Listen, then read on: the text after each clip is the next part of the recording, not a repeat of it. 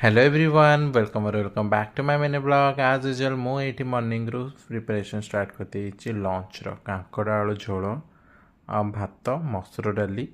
बस एति ही बनै पारथली काहेकना मते ऑफिस जीवर थला फटाफट खाइ के रेडी की बाहर पड़ली ऑफिस पई तापर ऑफिस रे पहुंचला परे गोटे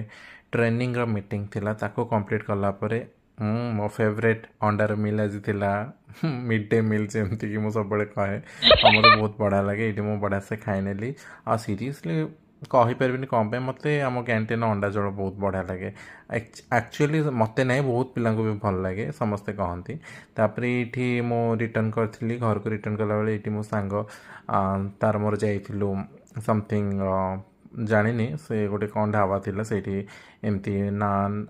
मशरूम समथिंग बटर मसला कौन थिला